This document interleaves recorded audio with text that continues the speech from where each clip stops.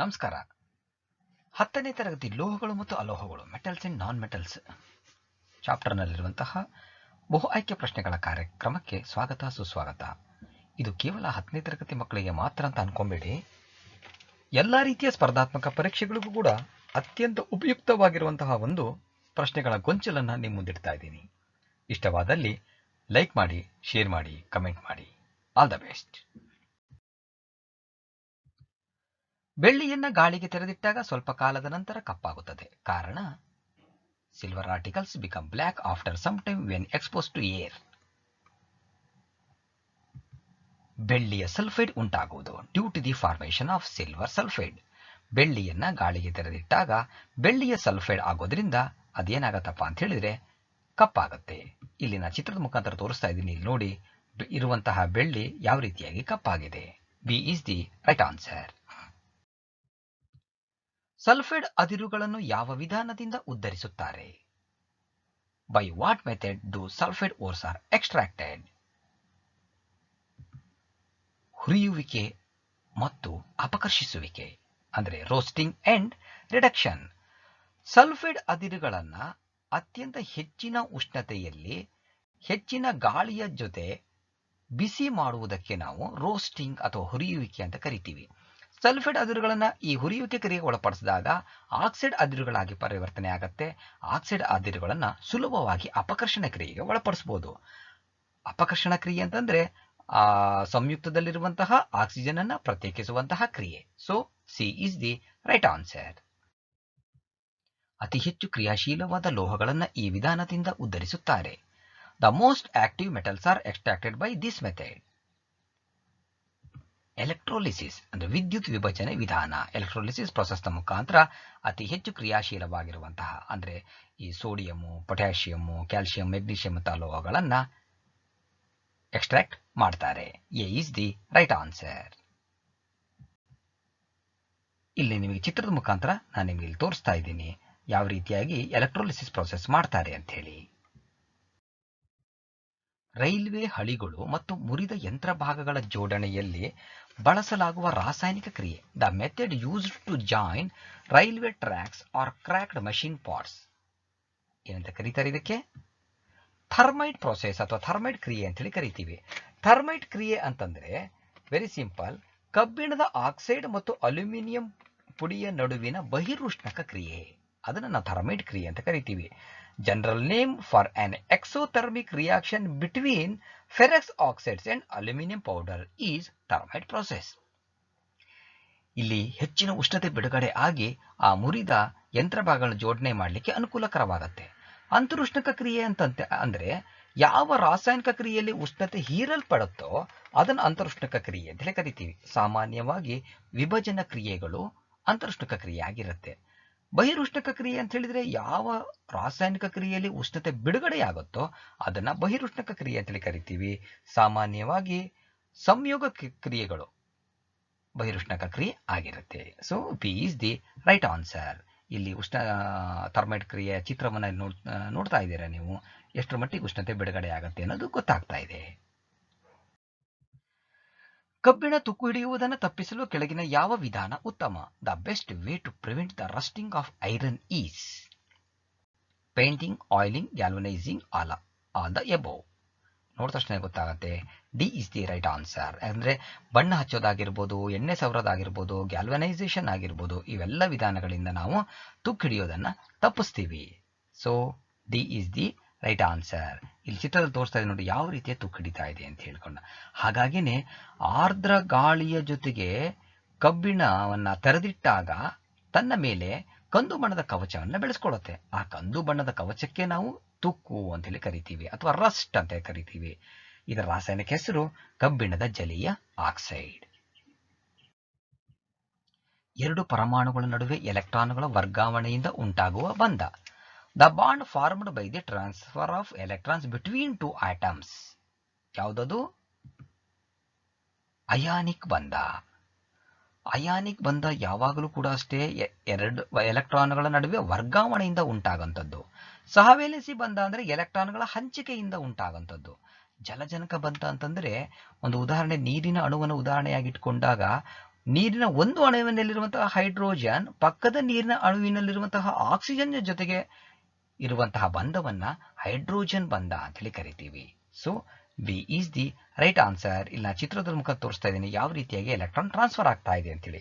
Sodium ಇಲ್ಲಿ ನೋಡಿ, chlorine, ಸೋಡಿಯಂನ outer most orbital ಇರುವಂತಹ ಒಂದು ಎಲೆಕ್ಟ್ರಾನ್ ಕ್ಲೋರಿನ್ ನಲ್ಲಿರುವಂತಹ ಇನ್ನೊಂದು ಎಲೆಕ್ಟ್ರಾನ್ಗೆ ಟ್ರಾನ್ಸ್ಫರ್ ಆಗೋದ್ರ ಮುಖಾಂತರ ಅವೆರಡರ ನಡುವೆ ಬಂಧ ಏರ್ಪಡ್ತು. That is sodium chloride. ಇಲ್ಲಿ ನೆನ್ಪಿಟ್ಕೊಳ್ಳಿ ಇನ್ನೊಂದು ಇಂಪಾರ್ಟೆಂಟ್ ಅಂಶ ಏನಪ್ಪಾ ಅಂತಂದ್ರೆ, ಸಹವೇಲೆನ್ಸಿ ಬಂಧ ಯಾವಾಗಲೂ ಕೂಡ ಎರಡು ಅಲೋಹಗಳ ನಡುವೆ ಉಂಟಾದ್ರೆ ಅಯಾನಿಕ್ ಬಂಧ ಒಂದು ಲೋಹ ಮತ್ತು ಒಂದು ಅಲೋಹಗಳ ನಡುವೆ ಉಂಟಾಗತ್ತೆ. ಅಲ್ಯೂಮಿನಿಯಂ ಆಕ್ಸೈಡ್ ಅನ್ನ ಉಭಯಧರ್ಮಿ ಆಕ್ಸೈಡ್ ಎನ್ನುವರು. Aluminium oxide is called amphoteric oxide because ಅದು ಆಮ್ಲದೊಂದಿಗೆ ಪ್ರತ್ಯಾಮ್ಲದಂತೆ ಮತ್ತು ಪ್ರತ್ಯಾಮ್ಲದೊಂದಿಗೆ ಆಮ್ಲದಂತೆ ವರ್ತಿಸುತ್ತದೆ. It reacts with an acid like a base. It reacts with a base like an acid. So that is ಉಭಯಧರ್ಮಿ amphoteric oxide. D is the right answer. ಇಲ್ಲಿ ತೋರಿಸ್ತಾ ಇದೆ ನೋಡಿ, aluminium oxide reacts with hydrochloric acid to give aluminum chloride and water. Aluminum oxide reacts with sodium hydroxide. It gives sodium aluminate and water. ಇಲ್ಲಿ ನೆನ್ಪಿಟ್ಕೊಳ್ಳಿ, ಕೆಲವು ಆಕ್ಸೈಡ್ಗಳು ಪ್ರತ್ಯಾಮ್ಲ ಮತ್ತು ಆಮ್ಲದ ಜೊತೆಗೆ ವರ್ತಿಸಿ ಲವಣ ಮತ್ತು ನೀರನ್ನು ಉಂಟು ಮಾಡುತ್ತೆ. ಇದನ್ನು ಆಂಫೋಟರಿಕ್ ಆಕ್ಸೈಡ್ ಅಂತ ಹೇಳಿ ಕರಿತೀವಿ. ಎರಡು ಮೂರು ರೀತಿಯ ಡೆಫಿನೇಷನ್ ನಾವು ಕೊಡ್ಬೋದು. ಬೆಸುಗೆ ಲೋಹದಲ್ಲಿರುವ ಘಟಕಗಳು ಎಂದರೆ the constituents present in solder alloy or solder alloy. ಯಾವ್ದ್ಯಾವುದು? ಬೆಸುಗೆ ಲೋಹದಲ್ಲಿ ಸೀಸಾ ಮತ್ತು ತವರ, ಲೆಡ್ ಅಂಡ್ ಟಿನ್ ಇರುತ್ತೆ. C is the right answer. ಬೆಸುಗೆ ಲೋಹನ ಎಲ್ಲಿ ಉಪಯೋಗಿಸ್ತಾರೆ ಹೇಳ್ರಿ? ಅದನ್ನ ಫ್ಯೂಸ್ ಅಂತ ಕರಿತೀವಿ. ವಿದ್ಯುತ್ ಮಂಡಲ ಮತ್ತು ವಿದ್ಯುತ್ ಉಪಕರಣಗಳನ್ನ ರಕ್ಷಣೆ ಮಾಡುತ್ತೆ. ಹೇಗೆ ರಕ್ಷಣೆ ಮಾಡತ್ತಪ್ಪ ಅಂತ ಹೇಳಿದ್ರೆ, ಈ ಬೆಸುಗೆ ಲೋಹ ಅಂತ ನಾವೇನ್ ಕರಿತೀವಿ, ಇದರ ಕರಗುವ ಬಿಂದು ಕಡಿಮೆ.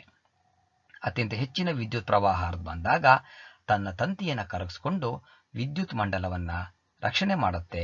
ವಿದ್ಯುತ್ ಉಪಕರಣಗಳು ಕೂಡ ಉಳಿಯುತ್ತೆ. So C is the right answer. ಉಕ್ಕು ಮತ್ತು ಕಬ್ಬಿಣವನ್ನ ತುಕ್ಕಿನಿಂದ ಸಂರಕ್ಷಿಸಲು ಸತುವಿನ ತೆಳುವಾದ ಲೇಪನ ಮಾಡುವುದಕ್ಕೆ ಹೀಗೆ ಕರೆಯುತ್ತಾರೆ. The process of protecting steel and iron from rusting by coating with a thin layer of zinc is called galvanisation. ಗ್ಯಾಲ್ವನೀಕರಣ ಅಂತ ಹೇಳಿ ಕರಿತೀವಿ ನಾವು. ಉಕ್ಕು ಮತ್ತು ಕಬ್ಬಿಣವನ್ನ ತುಕ್ಕಿನಿಂದ ಸಂರಕ್ಷಣೆ ಮಾಡಲಿಕ್ಕೆ ಸತುವಿನ ತೆಳುವಾದ ಲೇಪನೆ ಮಾಡ್ತಾರೆ. ಅದನ್ನ ನಾವು ಗ್ಯಾಲ್ವನೀಕರಣ ಅಂತೇಳಿ ಕರಿತೀವಿ. ಅಲ್ಯೂಮಿನಿಯಂನ ಮೇಲೆ ದಪ್ಪ ಆಕ್ಸೈಡ್ ಪದರ ಉಂಟಾಗೋದಕ್ಕೆ thick oxides layer on aluminium is called ಅನೋಡೀಕರಣ ಅಂತೇಳಿ ಕರಿತೀವಿ. A is the right answer. ಇಲ್ಲಿ ಗ್ಯಾಲ್ವನೈಸೇಷನ್ ಪ್ರೊಸೆಸ್ ಯಾವ ರೀತಿಯಾಗಿ ಮಾಡ್ತಾರೆ ಅನ್ನೋದೊಂದು ಚಿತ್ರವನ್ನ ಇಲ್ಲಿ ತೋರಿಸ್ತಾ ಇದ್ದೀವಿ. ಕಾರ್ಬೋನೇಟ್ ಅದಿರುಗಳನ್ನು ಈ ವಿಧಾನದಿಂದ ಉದ್ಧರಿಸುತ್ತಾರೆ. ಕಾರ್ಬೋನೇಟ್ ಓರ್ಸ್ ಆರ್ ಎಕ್ಸ್ಟ್ರಾಕ್ಟೆಡ್ ಬೈ ಕಾಸುವಿಕೆ ಮತ್ತು ಅಪಕರ್ಷಿಸುವಿಕೆ.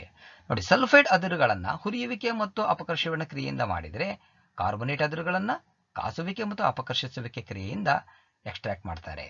ಕಾರ್ಬೋನೇಟ್ ಅದಿರುಗಳನ್ನ ಅತ್ಯಂತ ಕಡಿಮೆ ಗಾಳಿಯಲ್ಲಿ ಕಡಿಮೆ ಉಷ್ಣತೆಯಲ್ಲಿ ಬಿಸಿ ಮಾಡುವುದಕ್ಕೆ ಕಾಸುವಿಕೆ ಅಥವಾ ಕ್ಯಾಲ್ಸಿನೇಷನ್ ಅಂತ ಹೇಳಿ ಕರಿತೀವಿ.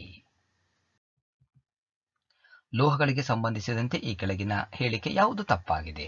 Which of the following is not a property of metals? Metals are non ductile and non malleable. ಲೋಹಗಳು ತನ್ಯತೆ ಮತ್ತು ಪತ್ರಶೀಲತೆ ಗುಣ ಹೊಂದಿರುವುದಿಲ್ಲ ಎಂಬಂತ ಹೇಳಿಕೆ ತಪ್ಪು. ಇನ್ನು ಉಳಿದ ಎಲ್ಲವೂ ಕೂಡ ವಿದ್ಯುತ್ ವಾಹಕ ಹೌದು, ಎಲೆಕ್ಟ್ರಾನ್ ದಾನಿ ಹೌದು, ಹೊಳೆಯೋದು ಹೌದು, ಶಾಬ್ದನ ಗುಣ ಹೊಂದಿದೆ ಹೌದು. ತನ್ಯತೆ ಗುಣನೂ ಇರುತ್ತೆ, ಪತ್ರಶೀಲತೆ ಗುಣನೂ ಕೂಡ ಇರುತ್ತೆ. ತನ್ಯತೆ ಅಂದ್ರೆ ಏನು? ಲೋಹಗಳನ್ನ ಎಳೆದು ತಂತಿಗಳನ್ನಾಗಿ ಮಾಡೋದು. ಪತ್ರಶೀಲತೆ ಅಂತಂದ್ರೆ ಲೋಹಗಳನ್ನ ಕುಟ್ಟಿ ತಗಡುಗಳನ್ನಾಗಿ ಮಾಡೋದು. ಈ ಎರಡೂ ಗುಣಗಳು ಇರುತ್ತೆ. ಬಟ್ ಇವು ಯಾವುದೇ ಗುಣಗಳು ಅಲೋಹದಲ್ಲಿ ಇರೋದಿಲ್ಲ. B is the right answer. ಕೊಠಡಿಯ ತಾಪದಲ್ಲಿ ದ್ರವ ರೂಪದಲ್ಲಿರುವ ಲೋಹ, the metal which is a liquid at room temperature is ಪಾದರಸ, ಮರ್ಕ್ಯೂರಿ. ಮರ್ಕ್ಯೂರಿ ನೋಡಿ ಚಿತ್ರ ತೋರಿಸ್ತಾ ಇದ್ದೀನಿ ಯಾವ ರೀತಿಯಾಗಿ ದ್ರವ ರೂಪದಲ್ಲಿ ಕೊಠಡಿಯ ಉಷ್ಣತೆಯಲ್ಲಿ ಇರುತ್ತೆ. ಅದೇ ರೀತಿ ಕೊಠಡಿಯ ಉಷ್ಣತೆಯಲ್ಲಿ ದ್ರವ ರೂಪದಲ್ಲಿರುವ ಅಲೋಹ ಕೇಳಿದ್ರೆ ದಟ್ ಈಸ್ ಬ್ರೋಮಿನ್. ಮಿಶ್ರ ಲೋಹಗಳ ಒಂದು ಘಟಕ ಪಾದರಸವಾಗಿದ್ದರೆ ಅದನ್ನು ಹೀಗೆ ಕರೆಯುತ್ತಾರೆ. If one of the metal is mercury then the alloy is called amalgam. ಏನಂತ ಕರಿತೀವಿ? ಅದನ್ನ ಅಮಾಲ್ಗಮ್ ಅಂತ ಕರಿತೀವಿ. ಮಿಶ್ರ ಲೋಹಗಳ ಒಂದು ಘಟಕ ಪಾದರಸವಾಗಿದ್ದರೆ ಅಮಾಲ್ಗಮ್ ಎನ್ನುವರು. C is the right answer. ಮಿಶ್ರಲೋಹ ಅಂದ್ರೆ ನಿಮಗೆ ಗೊತ್ತಿದೆ, ಲೋಹ ಲೋಹ ಅಥವಾ ಲೋಹ ಅಲೋಹಗಳ ಸಮರೂಪ ಮಿಶ್ರಣಕ್ಕೆ ನಾವು ಮಿಶ್ರಲೋಹ ಅಂತ ಕರಿತೀವಿ. ಸೀಸ ಮತ್ತು ತವರವನ್ನ ಸೇರಿಸಿ ಆಗಿರುವಂತಹ ಲೋಹಕ್ಕೆ ಬೆಸುಗೆ ಲೋಹ ಅಂತೇಳಿ ಕರಿತೀವಿ. ಅದು ಕೂಡ ಒಂದು ಮಿಶ್ರಲೋಹ. ನೋಡಿ, ಇಲ್ಲಿ ತೋರಿಸ್ತಾ ಇದ್ದೀನಿ ಯಾವ ರೀತಿಯಾಗಿ ಅಮಾಲ್ಗಮ್ ಅನ್ನು ಉಪಯೋಗಿಸ್ತಾರೆ. ದಂತಕುಳಿಯನ್ನ ಮುಚ್ಚಲಿಕ್ಕೆ ದಂತವೈದ್ಯರು ಇದನ್ನ ವಿಶೇಷವಾಗಿ ಉಪಯೋಗಿಸ್ತಾರೆ. ಸಿನ್ನಬಾರ್ ಇದರ ರಾಸಾಯನಿಕ ಹೆಸರು. The chemical name of cinnabar is mercuric sulphide. ಪಾದರಸದ ಸಲ್ಫೈಡ್ಗೆ ನಾವು ಸಿನ್ನಬಾರ್ ಅಂತ ಹೇಳಿ ಕರಿತೀವಿ. ಅದು ಒಂದು ಯಾವುದು ಪಾದರಸದ ಅದಿರು. B is the right answer. ಇಲ್ಲಿ ತೋರಿಸಿದ್ರೆ ಸಿನ್ನಬಾರ್ ಅದಿರು ಯಾವ ರೀತಿಯಾಗಿರುತ್ತೆ. ಥರ್ಮೈಟ್ ಕ್ರಿಯೆಯಲ್ಲಿ ಬಳಸಲಾಗುವ ಎರಡು ಪ್ರತಿವರ್ತಕಗಳು ಎಂದರೆ the reactants used in thermite process are ಕಬ್ಬಿಣದ ಆಕ್ಸೈಡ್ ಮತ್ತು aluminium. Iron oxide and aluminium ಪ್ರತಿವರ್ತಕಗಳು. ಪ್ರತಿವರ್ತಕ ಅಂತಂದ್ರೆ ಏನು? ರಾಸಾಯನಿಕ ಕ್ರಿಯೆಯಲ್ಲಿ ಭಾಗವಹಿಸುವಂತಹ ವಸ್ತುಗಳಿಗೆ ಪ್ರತಿವರ್ತಕ ಅಥವಾ ರಿಯಾಕ್ಟೆಂಟ್ ಅಂತ ಕರಿತೀವಿ. ಅದೇ ಬರುವಂತಹ ವಸ್ತುಗಳಿಗೆ ಉತ್ಪನ್ನ ಅಥವಾ ಪ್ರಾಡಕ್ಟ್ಸ್ ಅಂತ ಹೇಳಿ ಕರಿತೀವಿ. A is the right answer. ಕಬ್ಬಿಣ, ನಿಕ್ಕಲ್, ಕಾರ್ಬನ್ ಮತ್ತು ಕ್ರೋಮಿಯಂಗಳನ್ನು ಒಳಗೊಂಡ ಕಬ್ಬಿಣದ ಮಿಶ್ರಲೋಹ ಅಂದರೆ an alloy which is made up of iron, nickel, carbon and chromium is stainless steel. ಕಲೆರಹಿತ ಉಕ್ಕು ಅಂತ ಹೇಳಿ ಕರಿತೀವಿ. ಚಿತ್ರದ ಮುಖಾಂತರ ತೋರಿಸ್ತಾ ಇದ್ದೀನಿ. ಕಲೆರಹಿತ ಉಕ್ಕನ್ನು ನಾವು ಅನೇಕ ಕ್ಷೇತ್ರಗಳಲ್ಲಿ ಬಳಸ್ತೀವಿ. ಶಸ್ತ್ರಚಿಕಿತ್ಸಾ ಉಪಕರಣಗಳಲ್ಲಿ ಬಳಸ್ತೀವಿ, ಪೈಪ್ಗಳ ತಯಾರಿಕೆಯಲ್ಲಿ, ಅಡುಗೆ ಮನೆಯ ಸಾಮಗ್ರಿಗಳ ತಯಾರಿಕೆಯಲ್ಲಿ ಅಂದರೆ ಲೋಟ, ತಟ್ಟೆ ಇವುಗಳೆಲ್ಲವನ್ನೂ ಕೂಡ ಬಳಸ್ತೀವಿ. So B is the right answer. ಕಬ್ಬಿಣದ ಸಲ್ಫೇಟ್ನೊಂದಿಗೆ ತಾಮ್ರ ವರ್ತಿಸುವುದಿಲ್ಲ. ಏಕೆಂದರೆ copper does not react with ferrous oxide because ತಾಮ್ರದ ಕ್ರಿಯಾಶೀಲತೆಯು ಕಬ್ಬಿಣಕ್ಕಿಂತ ಕಡಿಮೆ. Copper is less reactive than iron. ಹಾಗಾಗಿ ಕಬ್ಬಿಣದ ಸಲ್ಫೇಟ್ನೊಂದಿಗೆ ತಾಮ್ರ ವರ್ತನೆ ಮಾಡೋದಿಲ್ಲ. ಇಲ್ಲಿ ಯಾವಾಗಲೂ ಕೂಡ ಅಷ್ಟೇ, ಒಂದು ಧಾತು ತನಗಿಂತ ಕಡಿಮೆ ಕ್ರಿಯಾಶೀಲತೆ ಹೊಂದಿರುವಂತಹ ಧಾತುವನ್ನ ಅದರ ಸಂಯುಕ್ತದಿಂದ ಬೇರ್ಪಡಣೆ ಮಾಡುತ್ತೆ. ಇದನ್ನೇ ನಾವು ಸ್ಥಾನಪಲ್ಲಟ ಕ್ರಿಯೆ ಅಂತೇಳಿ ಕರಿತೀವಿ. So C is the right answer. ಸಾಮಾನ್ಯವಾಗಿ ಲೋಹೀಯ ಆಕ್ಸೈಡ್ಗಳು ಈ ಗುಣವನ್ನು ಹೊಂದಿರುತ್ತವೆ. ಜನರಲಿ ಮೆಟಲ್ ಆಕ್ಸೈಡ್ಸ್ ಆರ್ ಪ್ರತ್ಯಾಮ್ಲೀಯ ಗುಣ, ಬೇಸಿಕ್ ಇನ್ ನೇಚರ್. ಸಾಮಾನ್ಯವಾಗಿ ಲೋಹೀಯ ಆಕ್ಸೈಡ್ಗಳು ಬೇಸಿಕ್ ನೇಚರ್ ಅನ್ನ ಹೊಂದಿರುತ್ತೆ. B is the right answer. ಇವುಗಳಲ್ಲಿ ಯಾವುದು ಮುಕ್ತ ರೂಪದಲ್ಲಿ ದೊರೆಯುವ ಲೋಹಗಳ ಗುಂಪನ್ನು ಸೂಚಿಸುತ್ತದೆ? The group of free state metals among the following is gold, silver and platinum. ಚಿನ್ನ, ಬೆಳ್ಳಿ ಮತ್ತು ಪ್ಲಾಟಿನಂ ಇವು ಮುಕ್ತ ರೂಪದಲ್ಲಿ ದೊರೆಯುವಂತಹ ಧಾತುಗಳು. ಇಲ್ಲಿ ತೋರಿಸಿ ನೋಡಿ, ಮೂರನ್ನು ಕೂಡ ಚಿನ್ನ, ಬೆಳ್ಳಿ ಮತ್ತು ಪ್ಲಾಟಿನಂ. ಯಾಕೆ ಮುಕ್ತ ರೂಪದಲ್ಲಿ ದೊರೆಯುತ್ತಪ್ಪ ಅಂತ ಹೇಳಿದ್ರೆ, ಇವು ಸಾಮಾನ್ಯ ಉಷ್ಣತೆಯಲ್ಲಿ ಗಾಳಿ ಮತ್ತು ನೀರಿನ ಜೊತೆಗೆ ವರ್ತಿಸುವುದಿಲ್ಲ. ಅತ್ಯಂತ ಕಡಿಮೆ ಕ್ರಿಯಾಶೀಲತೆಯನ್ನು ಹೊಂದಿರುತ್ತೆ. ಹಾಗಾಗಿ ಮುಕ್ತ ರೂಪದಲ್ಲಿ ದೊರೆಯುತ್ತೆ. B is the right answer. ತಾಮ್ರವನ್ನು ಗಾಳಿಗೆ ತೆರೆದಿಟ್ಟಾಗ ಸ್ವಲ್ಪ ಕಾಲದ ನಂತರ ಹಸಿರು ಬಣ್ಣವನ್ನು ಪಡೆಯುತ್ತದೆ. ಈ ಹಸಿರು ಬಣ್ಣದ ವಸ್ತು copper gains a green coat after some time when expose to air. The green coat is copper carbonate. ಅದನ್ನ ತಾಮ್ರದ ಕಾರ್ಬೋನೇಟ್ ಅಂತೇಳಿ ಕರಿತೀವಿ. ಯಾಕಪ್ಪ ಅಂತ ಹೇಳಿದ್ರೆ, ಇಲ್ಲಿ ಚಿತ್ರದ ಮುಖ ತೋರಿಸಿ ನೋಡಿ ಯಾವ ರೀತಿಯಾಗಿ ಗ್ರೀನ್ ಕೋಟ್ ಆಗಿದೆ ಅಂತೇಳಿ. ಇಲ್ಲಿ ತಾಮ್ರದ ಪ್ಲಸ್ ಆಕ್ಸಿಜನ್ ತಾಮ್ರದ ಆಕ್ಸೈಡ್ ಆಗುತ್ತೆ. ಆಮೇಲೆ ಈ ತಾಮ್ರ ನೀರಿನ ಜೊತೆ ವರ್ತನೆ ಮಾಡಿ ತಾಮ್ರದ ಆಕ್ಸೈಡ್ ಪ್ಲಸ್ ಹೈಡ್ರೋಜನ್ ಲಿಬರೇಟ್ ಆಗುತ್ತೆ. ಈ ತಾಮ್ರದ ಆಕ್ಸೈಡ್ ಕಾರ್ಬನ್ ಡೈಆಕ್ಸೈಡ್ ಜೊತೆ ವರ್ತನೆ ಮಾಡಿದಾಗ ತಾಮ್ರದ ಕಾರ್ಬೋನೇಟ್ ಆಗತ್ತೆ. ಹಾಗಾಗಿ ತಾಮ್ರದ ಕಾರ್ಬೋನೇಟ್ ಆಗೋದ್ರಿಂದ ಹಸಿರು ಬಣ್ಣದ ಲೇಪನ ಉಂಟಾಗುತ್ತೆ. C is the right answer. ಇವುಗಳಲ್ಲಿ ಯಾವುದು ಕೊಠಡಿಯ ಉಷ್ಣತೆಯಲ್ಲಿ ದ್ರವರೂಪದ ಅಲೋಹವಾಗಿದೆ? Which one of the following is liquid non metal at room temperature? Bromine. ದ್ರವರೂಪದ ಲೋಹ ಕೊಠಡಿಯ ಉಷ್ಣತೆಯಲ್ಲಿ ಪಾದರಸ, ಅದೇ ದ್ರವರೂಪದ ಅಲೋಹ bromine. B is the right answer. Bromine water ನಲ್ಲಿ ನೋಡ್ತಾ ಇದ್ದೀರಾ ನೀವು. ಸೀಸಿಯಂ ಮತ್ತು ಗ್ಯಾಲಿಯಂ ಎಂಬಂತಹ ಲೋಹಗಳು ಅತಿ ಕಡಿಮೆ ಕರಗುವ ಬಿಂದುವನ್ನು ಹೊಂದಿರುತ್ತೆ. ಈ ಕೆಳಗಿನ ರಾಸಾಯನಿಕ ಕ್ರಿಯೆಗಳನ್ನು ಗಮನಿಸಿ. Observe the following chemical reactions. Fe plus Cu SO4, FeSO4 plus Cu. Zn plus FeSO4, ZnSO4 plus Fe. The decreasing order of reactivity of metals in the above reaction is.